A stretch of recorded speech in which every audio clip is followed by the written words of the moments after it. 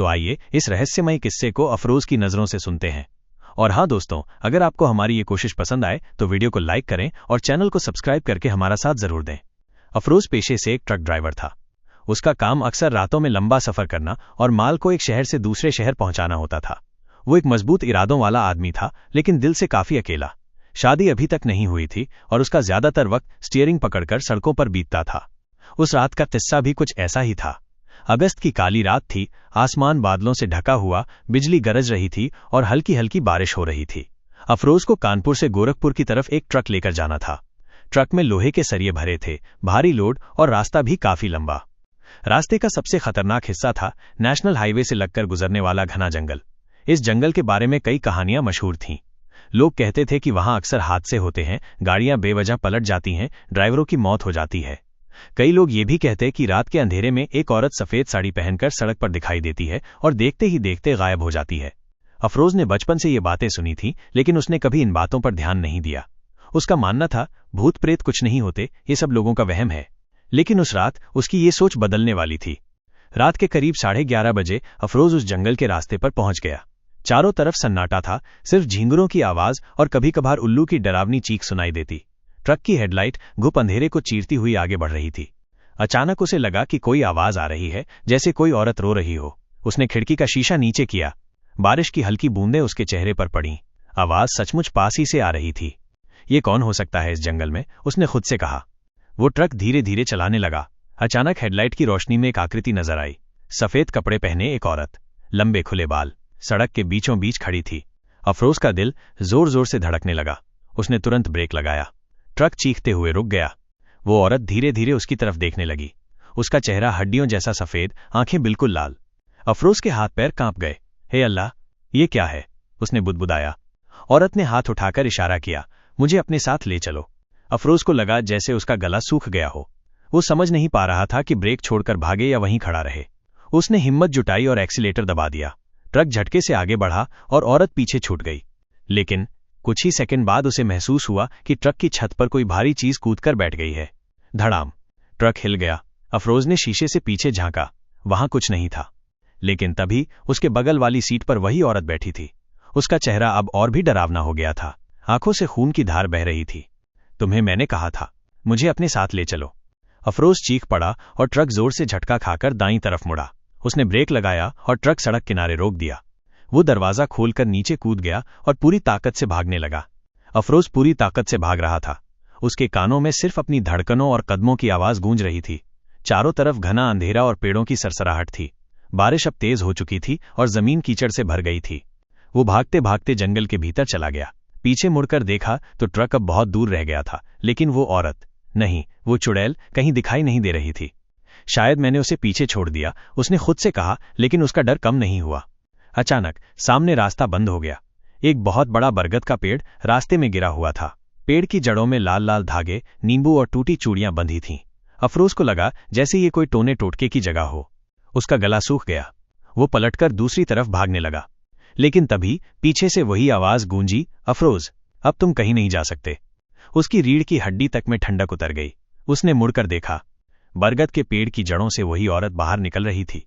उसके बाल गीले सांपों की तरह लटक रहे थे, होंठ नीले और दांत लंबे हो चुके थे। वो मुस्कुराई, तुमने मुझे अपने साथ ले जाने से इनकार किया था, अब तुम्हें हमेशा मेरे साथ रहना होगा। अफरोज चीखते हुए फिर भागने लगा। उसे लग रहा था जैसे पूरा जंगल उसके खिलाफ खड़ा है। हर पेड़, हर छाया उसे घूर रही थी। काफी देर भागने के बाद अचानक उसे सामने रोशनी दिखाई दी। वो लड़खड़ाते हुए उस दिशा में बढ़ा। वहां एक छोटा सा गांव था। कच्चे घर, दियों की हल्की लौ और कुछ लोग इधर उधर बैठे थे। अफरोज को उम्मीद की किरण दिखी। वो भागते हुए एक बूढ़े आदमी के पास पहुंचा और हाँफते हुए बोला, बाबा, मेरी मदद कीजिए। जंगल में एक औरत है, चुड़ैल है। बूढ़ा आदमी बिना कुछ कहे उसे घूरता रहा। धीरे धीरे और लोग भी उसके चारों तरफ इकट्ठा हो गए। सबके चेहरे पर अजीब सी उदासी और खामोशी थी। एक औरत बोली, तुम भी शिकार बन गए, अब बचना मुश्किल है। अफरोज घबरा गया। मतलब, आप लोग कौन हैं? मुझे यहां से बाहर जाना है, जल्दी बताइए, रास्ता कहाँ है? बूढ़ा आदमी ठंडी आवाज में बोला, रास्ता? बेटा, इस गांव से कोई बाहर नहीं जाता। जो भी उस चुड़ैल को देख लेता है वो हमेशा के लिए यहीं फंस जाता है। अफरोज का खून जैसे जम गया। नहीं, ये झूठ है, मैं यहां से निकल जाऊंगा। तभी गांव की तरफ से एक बच्ची दौड़ती हुई आई और कांपते हुए बोली, वो आ गई, चुड़ैल आ गई। गांव के सभी लोग अचानक अपने अपने घरों में बंद हो गए। दरवाजे धड़ाम से बंद हो गए। चारों तरफ सन्नाटा छा गया। अफरोज अकेला खड़ा रह गया और दूर से वही औरत लाल आंखों और खून से भीगे कपड़ों में उसकी ओर बढ़ रही थी। अफरोज ठिठक कर खड़ा रह गया। उसके सामने वही औरत थी, लेकिन अब उसका रूप और भी भयानक हो चुका था। उसके बाल जमीन तक फैले हुए थे, आंखों से खून बह रहा था और उसके पैरों की जगह सिर्फ काले धुएं की लपटें थीं। अफरोज पीछे हटना चाहता था, मगर उसके पैरों ने जैसे साथ छोड़ दिया हो। तभी अचानक किसी ने उसका हाथ पकड़कर झटका, इधर आओ जल्दी। अफरोज ने देखा, एक नौजवान लड़का खड़ा था। वो उसे खींचते हुए एक टूटी फूटी झोपड़ी के अंदर ले गया। अंदर अंधेरा था, सिर्फ एक लालटेन टिमटिमा रही थी। लड़का बोला, तुम्हें अपनी जान बचानी है तो मेरी बात ध्यान से सुनो, ये गांव असली गांव नहीं है। अफरोज हड़बड़ाकर बोला, क्या मतलब? मैंने तो साफ देखा, इतने लोग, इतने घर। लड़का कड़वी हंसी हंस पड़ा, ये सब मरे हुए लोग हैं, चुड़ैल के शिकार। जो भी इस जंगल से गुजरता है और उसे देख लेता है, वो यहीं अटक जाता है। धीरे धीरे उसकी आत्मा इस गांव का हिस्सा बन जाती है। अफरोज का दिमाग घूम गया। तो तुम भी? लड़का सिर झुकाकर बोला, हाँ, मैं भी एक ट्रक ड्राइवर था, 2 साल पहले यहां फंसा था। अब मैं भी इस गांव का हिस्सा हूं। बस फर्क इतना है कि अभी चुड़ैल ने मुझे पूरी तरह अपने कब्जे में नहीं लिया। अफरोज घबराकर दीवार से टिक गया। उसका गला सूख रहा था, सांसें तेज थीं। लड़का बोला, तुम्हें सच जानना होगा, वरना तुम भी हमेशा के लिए यहां कैद हो जाओगे। लड़के ने लालटेन की लौ बढ़ाई और धीमी आवाज में कहना शुरू किया, कई साल पहले इसी जंगल के पास एक छोटा गांव था। वहां एक लड़की रहती थी, माइनस जुबैदा। वो बहुत खूबसूरत थी, लेकिन गांव वाले उसे बुरी नजर से देखते थे। लोग कहते थे कि उसकी आंखों में जादू है। एक दिन कुछ जालिम लोगों ने उस पर इल्जाम लगाया कि वो जादू टोना करती है। पूरे गांव ने उसे पकड़ लिया। उसके बाल पकड़कर घसीटा गया, उसे पेड़ से बांधा और जिंदा आग में झोंक दिया। मरने से पहले उसने कसम खाई थी कि वो वापस आएगी और जो भी इस रास्ते से गुजरेगा उसे चैन से जीने नहीं देगी। अफरोज कांप गया, यानी वो औरत वही जुबैदा है। लड़का गंभीर आवाज में बोला, हाँ, वही अब चुड़ैल बन चुकी है। अर से एक डरावनी चीख सुनाई दी, अल-फरोज, उसका नाम। चुड़ैल उसका नाम पुकार रही थी। लड़के ने उसकी आंखों में देखा और बोला, माइनस, वक्त बहुत कम है। अगर तुम सच में बचना चाहते हो तो तुम्हें उस जगह जाना होगा जहां उसे जलाया गया था। वहीं उसके श्राप को तोड़ा जा सकता है। अफरोज हकला कर बोला, मतलब मुझे उसी आग वाली जगह जाना होगा? मगर वहां कैसे? लड़का धीरे से बोला, मैं तुम्हें रास्ता दिखाऊंगा, लेकिन याद रखना, एक बार भी अगर तुमने पीछे मुड़कर देखा तो तुम कभी जिंदा नहीं निकल पाओगे। लालटेन की रोशनी कांप रही थी और बाहर से तेज आंधी चलने लगी थी। झोपड़ी की टीन की छत ठक ठक ठक की आवाज कर रही थी। अफरोज ने हिम्मत जुटाई और लड़के से कहा, ठीक है, मुझे वहां ले चलो, लेकिन अगर ये सब जाल निकला तो? लड़का हल्की मुस्कान के साथ बोला, मेरे पास झूठ बोलने का कोई कारण नहीं, मैं तो पहले ही मर चुका हूं। यह सुनकर अफरोज का दिल कांप गया। उसने लालटेन उठाई और दोनों जंगल की ओर निकल पड़े। रात गहरी होती जा रही थी। आसमान में बादल गरज रहे थे, बिजली बार बार चमक रही थी। हर बार चमक में पेड़ों की परछाइयां ऐसे लग रही थी जैसे कोई लटकते हुए इंसान हो। जंगल के बीचों बीच एक तंग पगडंडी थी जहां से उन्हें जाना था। लड़का धीरे धीरे कदम बढ़ा रहा था और बार बार चेतावनी दे रहा था, याद रखना अफरोज, पीछे मत देखना, चाहे कुछ भी सुनाई दे। अफरोज भारी कदमों से आगे बढ़ रहा था। तभी अचानक उसके पीछे से आवाज आई, बेटा अफरोज, मैं तेरी अम्मी हूं, कहां जा रहा है तू? उसके कान खड़े हो गए। ये उसकी मां की आवाज थी। वो रुक गया, आंसू उसकी आंखों में आ गए।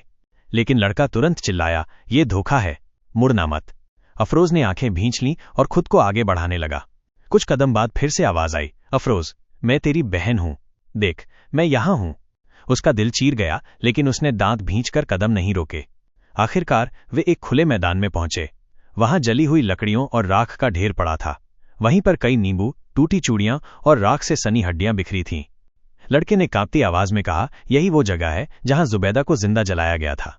जैसे ही अफरोज ने चारों तरफ नजर दौड़ाई, अचानक जमीन हिलने लगी। राख से काला धुआं उठने लगा। उस धुएं से वही औरत बाहर निकली। जुबैदा अब पूरी तरह चुड़ैल।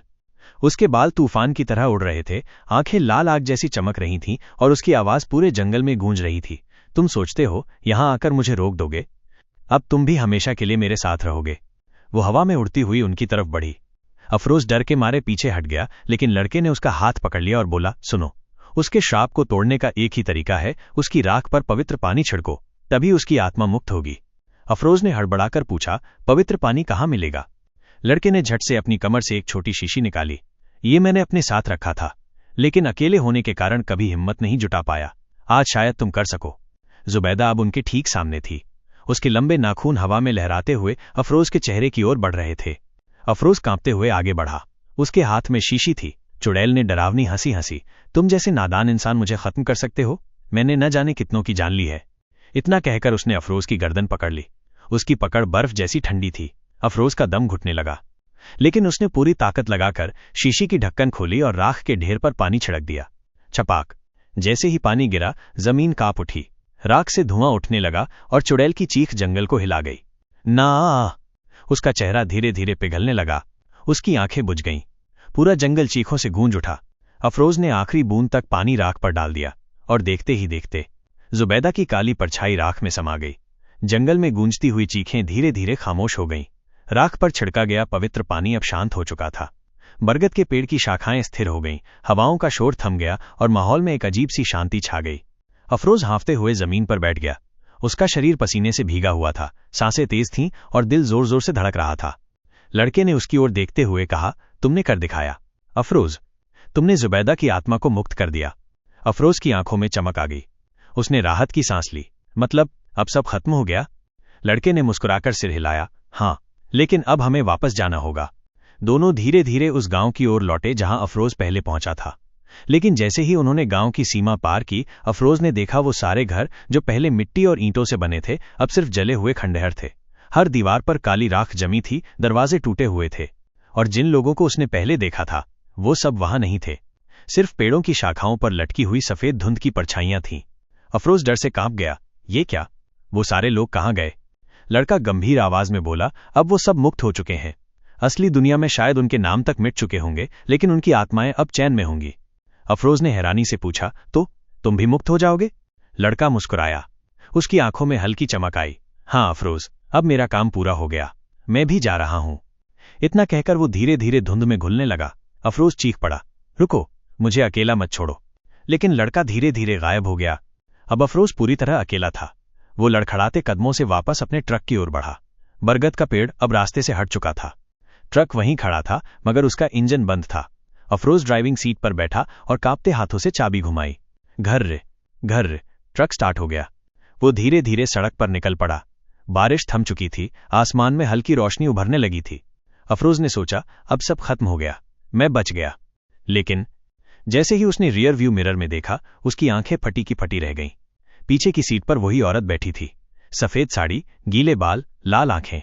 वो हल्की मुस्कान के साथ बोली, मैंने कहा था ना अफरोज, तुम अब कभी मुझसे नहीं बच पाओगे। ट्रक की हेडलाइट्स दूर जाते हुए धुंध में खो गईं।